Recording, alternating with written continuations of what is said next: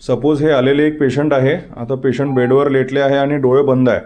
यांचं आपण neurological assessment मोटरमध्ये पहिले कसं करणार? तर पहिले डॉक्टर किंवा स्टाफ पेशंटजवळ जाणार आणि त्यांना आवाज देणार आणि त्यांचा रिस्पॉन्स काय आहे हे बघणार.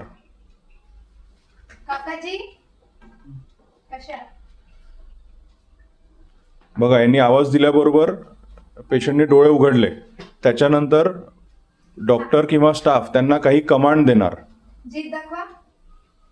तो हात वरती करा. हा हात वरती करा. दोन्ही पाय उचला. याच्यात आपण बघितलं जे पण डॉक्टरांनी पेशंटला करायला सांगितलं ते पेशंटनी ओबे केलं आहे. तर याच्यामुळे याला म्हणतो आपण ओबेस कमांड. तर याला स्कोरिंग देतो आपण M6. आता आपण M5 हे काय असते ते बघू. सपोज हे पेशंट आलेले आहे. काकाजी हात वरती करा.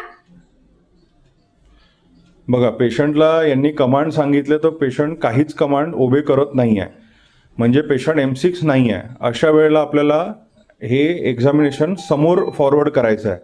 याच्यात आपण काय करतो, पेशंटला सेंट्रल स्टिम्युलस देतो, म्हणजे सेंट्रली पेशंटला जोरात दुखेल असं आपण चिमटा घेतो. हा चिमटा कुठे घ्यायचा? हा ट्रॅपेझियसच्या इथे घ्यायचा. हा या ठिकाणी जोरात चिमटा घ्यायचा. घ्या चिमटा. हा चिमटा घेतल्याबरोबर पेशंटचा हात हा कुठपर्यंत जायला पाहिजे? चिमटा घ्या मॅडम. पेशंटचा हात कुठपर्यंत जायला पाहिजे?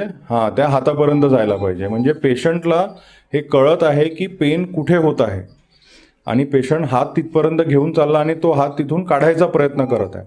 तर याला म्हणतात लोकलायझेस टू पेन.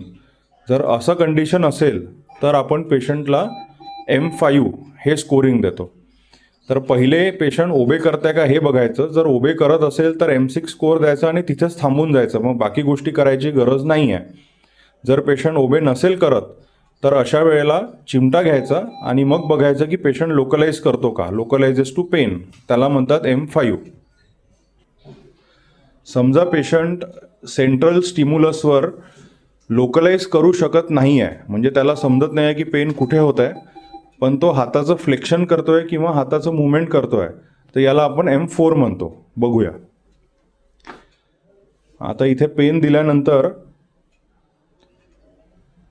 पेशंट हात इकडे तिकडे हलवतोय पण त्याला एक्झॅक्ट समजत नाही आहे की पेन कुठे होत आहे, तर याला M4 म्हणतात. आता M4 नंतर M3 काय असते ते बघूया. M3ला म्हणतात डी कॉर्टिकेट पोश्चरिंग. पेन द्या मॅडम. सिव्हिअर पेन दिल्यानंतर पेशंट दोन्ही हाताचे फिस्ट फ्लेक्शन करतोय, हात फ्लेक्शन करतोय आणि डोक्याचं फ्लेक्शन करतोय. याला म्हणतात M3 म्हणजे डी कॉर्टिकेट पोश्चरिंग. याच्यानंतर असतं डी सेरिब्रेट पोश्चरिंग, ज्याला आपण म्हणतो M2. आता डी सेरिब्रेट पोश्चरिंग बघू. मॅडम पेन द्या. याच्यात पेशंटच्या हाताकडे बघा. तो ॲबनॉर्मल एक्सटेन्शन करतोय हाताचं आणि डोक्याचं पण ॲबनॉर्मल एक्सटेन्शन करतोय. याला म्हणतात डी सेरिब्रेट पोश्चरिंग. M2 नंतर M1. इथे पेशंटला पेन दिल्यानंतर पेशंटचा काहीच रिस्पॉन्स राहत नाही. बघा, एवढं सिव्हिअर पेन द्यायचं आहे. सिव्हिअर पेन दिल्यानंतरही पेशंटच्या हातापायामध्ये काहीच मुवमेंट होत नाही आहे. अशा वेळेला याला M1 म्हणतात.